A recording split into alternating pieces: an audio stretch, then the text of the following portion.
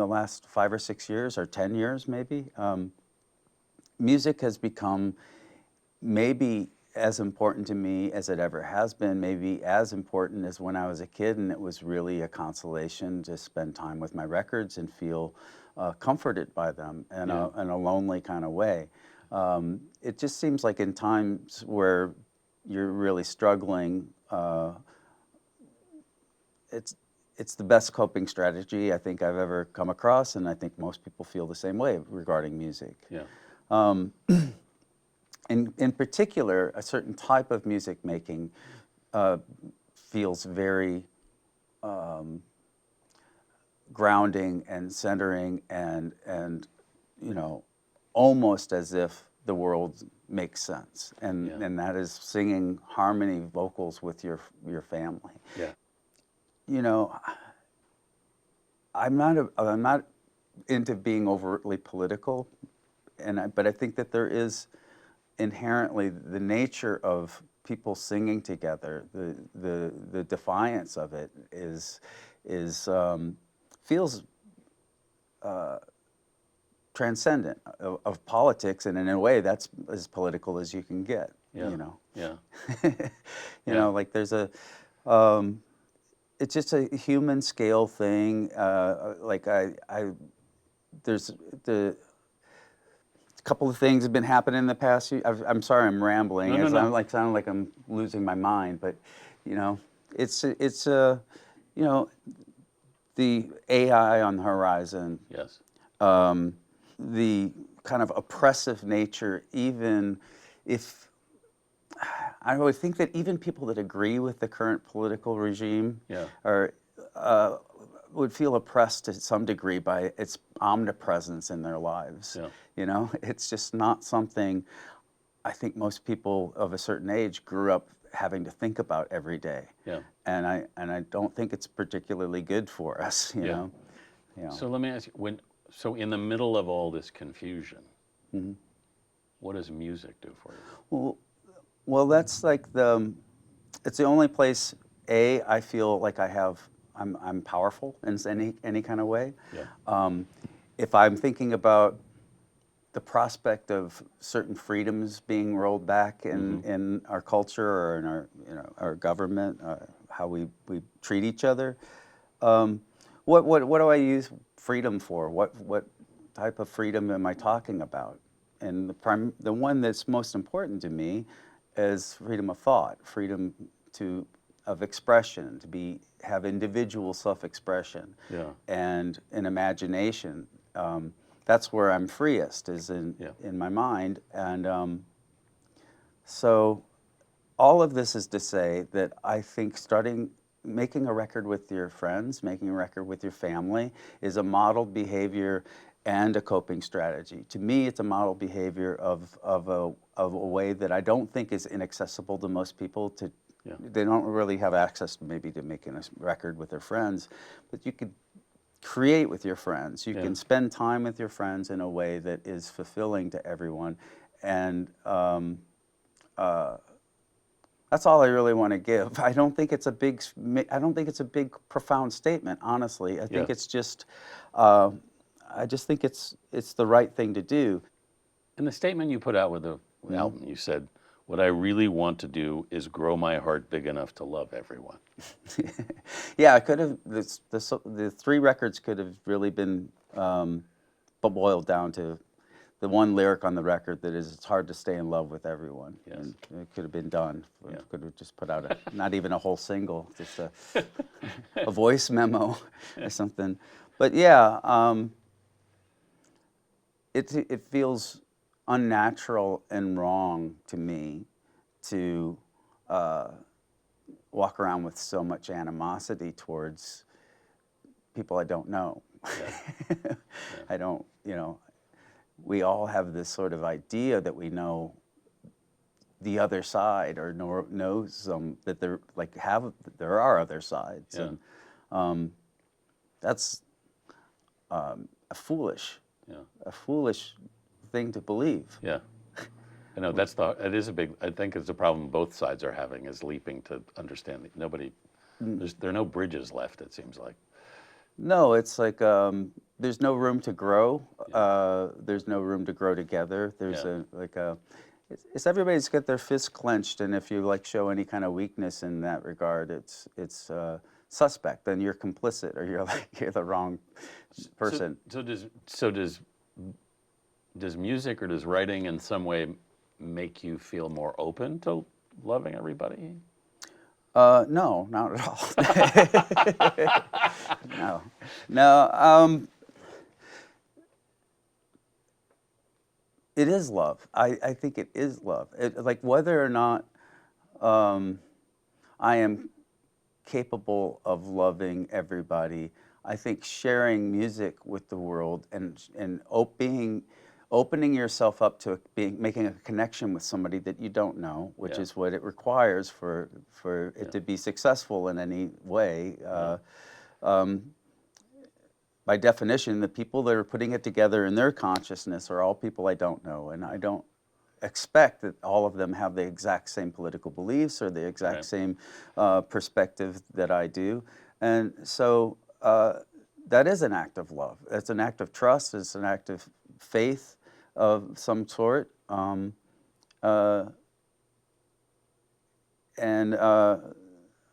that's the only thing I think I know how to do. Yeah. You said something that I really love, which is you said creativity eats darkness. It's hard to be scared and when you're singing a song. Yeah. You know, it's hard to be for writing. For me, spending time in the process of creating, I lose myself. Yeah.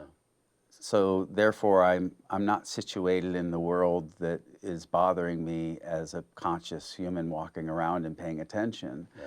So that darkness tends to dissipate. Mm-hmm. In talking about writing, you said I go to work every day like my dad did, which is interesting because I don't think a lot of people think of writing as the same. Your dad worked on the railroad. It's very different, but you look at it the same way? Well, I don't see why you can't look at it the same way. Yeah. I mean, obviously it's different. It's it's an endeavor that I hopefully get a lot more gratification from than my dad did going to work every day. Yeah. But it wasn't ungratifying to my dad. You know, he wasn't as invested in it personally, but he took pride in it. You know, he was like. He got something out of it, and he built his identity around it, and that's all I've done. You know, I've built my identity around this thing I do. But I mean, for you, becoming a musician was pretty radical in your upbringing, wasn't it? It wasn't a clear career path that other people could see, you know. Did you see it in the beginning? No, I mean, here's the deal. What I aspired to be, what my dream was, I achieved that about 30-something years ago. You know, that's because it seemed so attainable in the music that I liked. I liked punk rock. I liked the small bands and the small shows I was going to see, and that did not look like something that you had to be a genius to figure out how to do, or that you needed hardly anything other than a van and an amplifier. Or, you know, like there's some equipment. Right. But most people, if you were persistent enough, you could get in a van and go do a gig. And once we could do that and had the records were part of it too. I wanted to make records because I loved records. I loved music, listening to records. To get to make a record and then have a gig to go to. Yeah. Once that happened, all of this has been Gravy. pretty much. Yeah. I think so. I honestly think so, and I think that's been, you know. I think one of the weird things I think is about like a dream, having a dream. Yeah. If it's not like a super exalted, like crazy dream, I don't see that there's some reason that even when you achieve it, it's not something that you have to let go of. It can Right. still be your dream. To Yeah. me, the dream since then has been, how can I keep doing this? Yeah. You know, and what do I do? What are the steps to keeping this happening? Yeah. Yeah.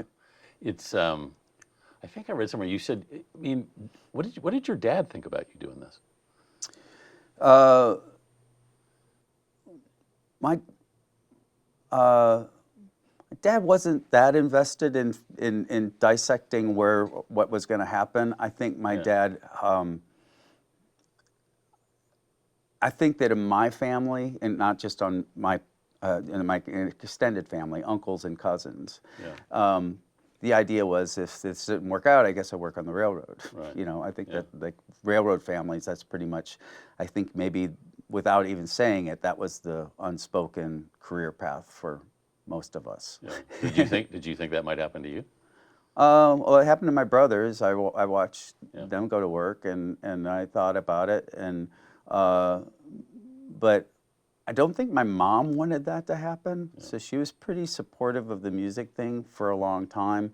I don't think she wanted it to be my career. I think she was hoping that it would be a fallback thing. Mm-hmm. You know, we actually made a fair amount of money as a like a cover band playing 60s garage music. Yeah.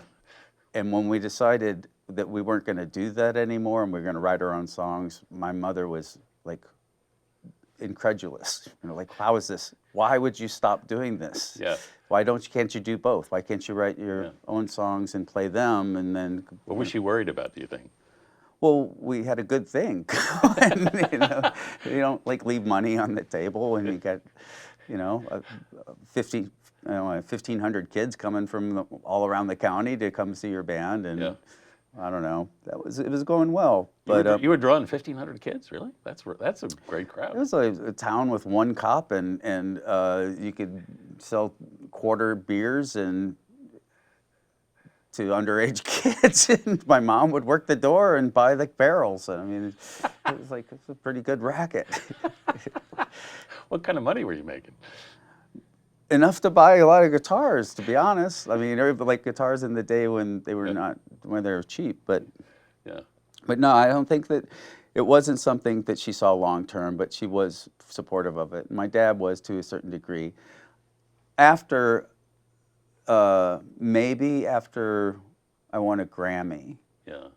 I think that's when finally the penny dropped. I think that this might be something legitimate with my family. Yeah. I think it was something like that, or like we were in People magazine, and it started to seem like a little bit like it could be serious. Yeah. You were respectable. And then, my dad became much. My dad was, I think, my mom and dad were both very, very smart for not having finished high school. Yeah. Neither one of them finished high school. They were both very thoughtful and philosophical over the course of my life. I think I got that from them, Yeah. in spite of it not being in an academic environment, you know. Yeah. Yeah. So my dad became really introspective, thought about a lot of things, and at some point he said, I used to get mad at you for not studying, and you'd be upstairs listening to your records, and I knew you weren't studying, but you were listening to your records, and then it's like, now I know you were studying. Yeah. Yeah. And then he also, the other thing he said that made me teary a little bit, is like, when you're younger, you learn from your parents, and when you're older, you learn from your kids. Yeah. And that's not like, I don't know, super profound, but it's nice to hear, you know. Means a lot to hear that from your dad. Yeah. So he came around on a lot of things before he passed away. Yeah. You said in something I read, you said that the first song you fell in love with was Turn, Turn, Turn? Yeah. Yeah. What did you fall in love with? Oh, I mean, like, we could put it on right now, and I mean, like, how can you not fall in love with it? It's really magical. It doesn't sound like any other record still, Yeah. I think.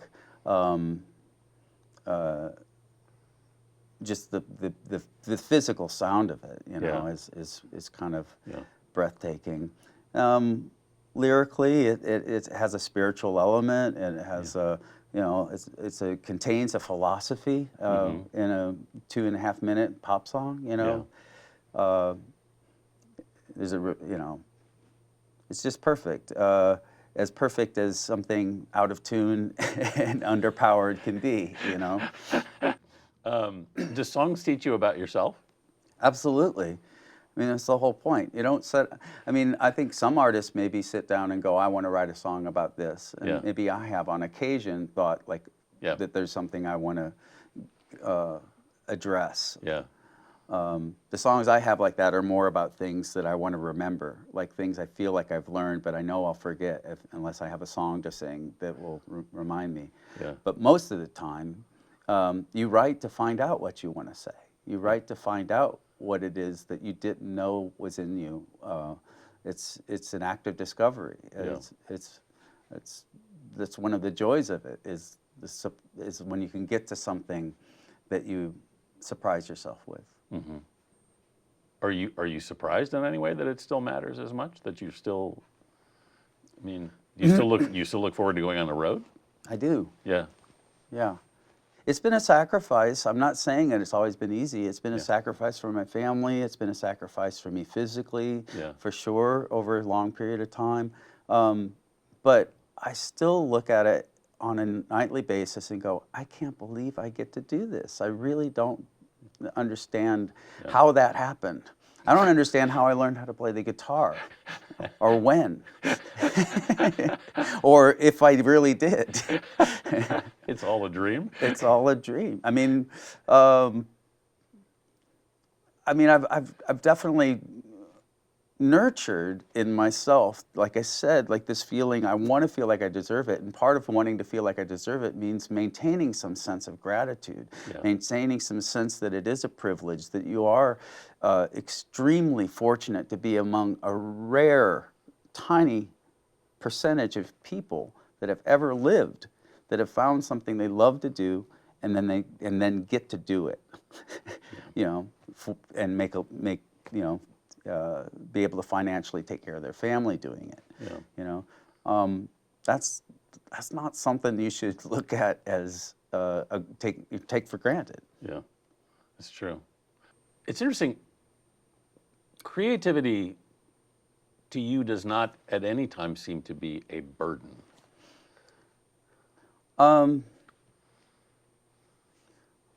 No, I mean, again, that You get- in and of itself, being able to set aside that amount of time in a day to be with myself and have some solitude and think something up. The only way that would be fraught is if I demanded that it was a work of genius. It's like it was a work of, you know, just masterpiece or something like that. Well, I think what I'm getting at it, because I talked to a lot of songwriters who've said, you know, they write a song, it's great, and they think, oh, I'm never going to write a great song again. You know, and it's that, you know, and then they're staring at a blank piece of paper and they're just, you know, they torture themselves. And it's true not just of songwriters, it's true of musicians. I mean, it's true of painters, it's true of all sorts of people. Well, write a song every day, and it'd be hard to write a bad song every day. Yeah. Every day. Yeah. Well, I mean, you write 365 songs. I think if you tried to write 365 bad songs, it would be impossible. You would eventually, you know, in spite of yourself, write something that was catchy, you know, like was pretty good, you know, or even great. Yeah, is because it's interesting. I mean, I was talking to, you know, Billy Joel just stopped writing entirely, and I asked him, I was like, why? And he goes, because I just decided I couldn't write anything as good as what I'd already written. Dylan said something kind of similar. He said, I can't do that. I can do other things. Yeah. Which I think is what I think is. I mean, I understand that. Do you? I mean, I couldn't quite understand.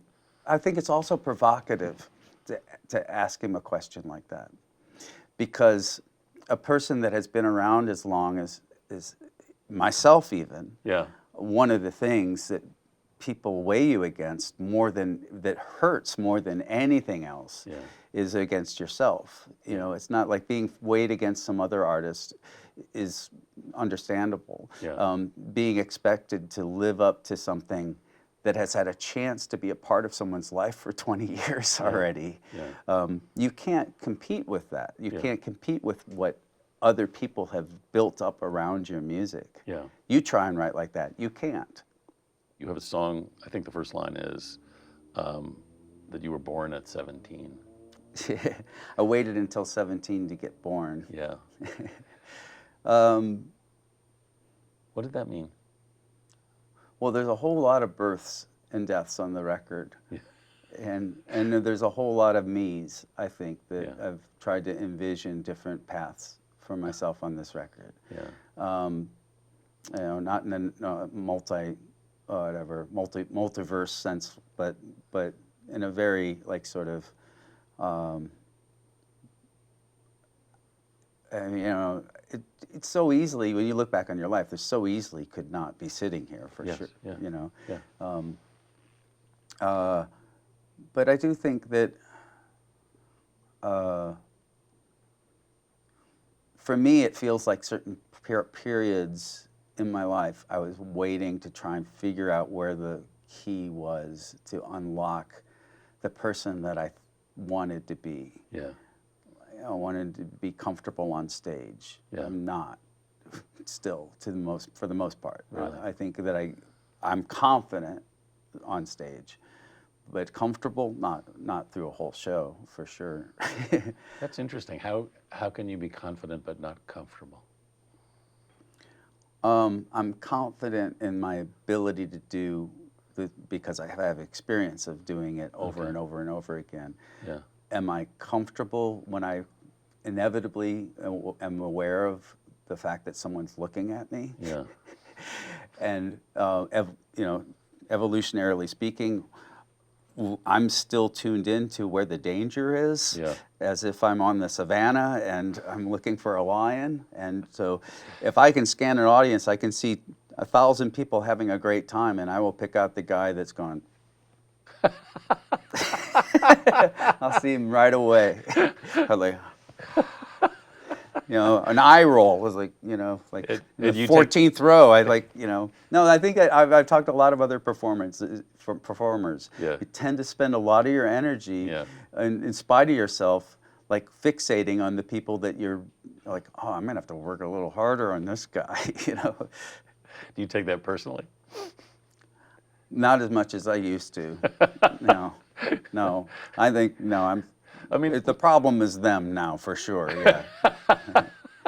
I mean, if it's only 1% that you're not winning over, No, I'd say you're doing pretty well. You know what fixed me? What? Is going to see some shows.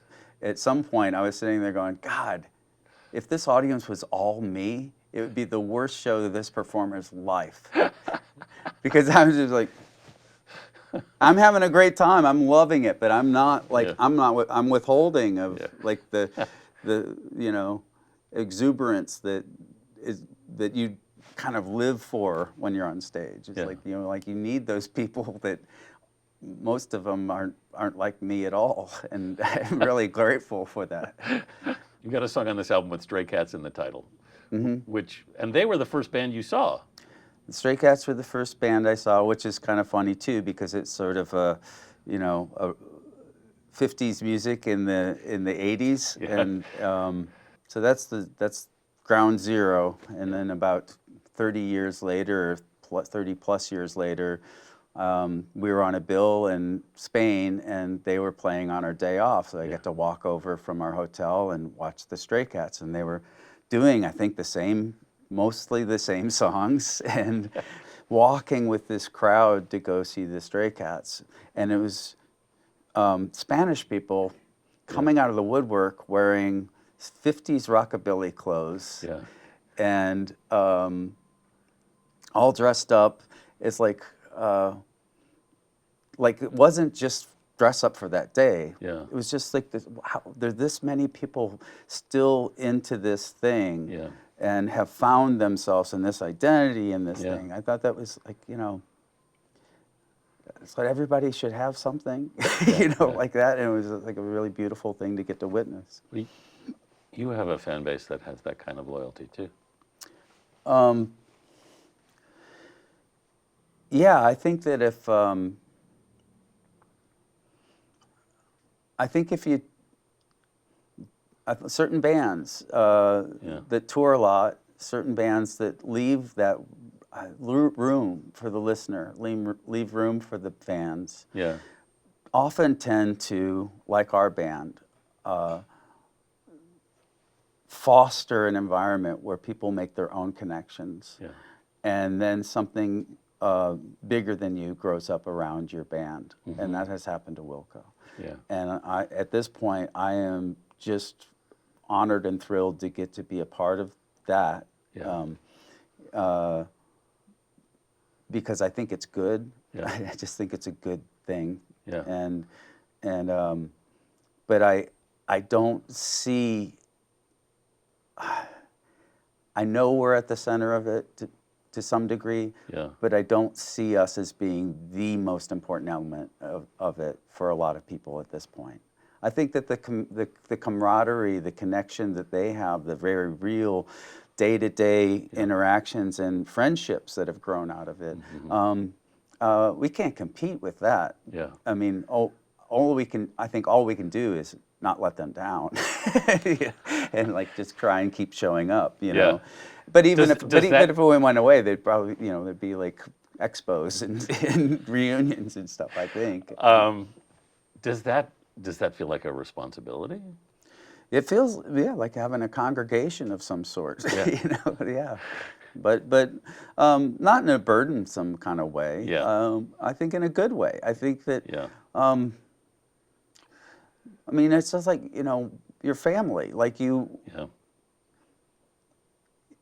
But you feel like doesn't your family make you feel like you want to be good in a way that you feel like you deserve them? Yeah. Yeah. To me, it's like that kind of connection. Like I love working with people like that too, that make me feel like I should work hard because I want to feel like I deserve this loyalty and this friendship. Yeah. That's an interesting way to look at it. I mean, it does. You've basically created a community. Yeah, which is, I mean, that's so hard in this day and age. It's like a certain type of people and from a certain time period in this country are not really good at creating community. Right. I don't think. Yeah. Outside of sports, outside of church, there isn't a lot of room for it in a lot of parts of our culture. Yeah. So like if you manage to stumble into creating some community, I think should be a responsibility. Yeah.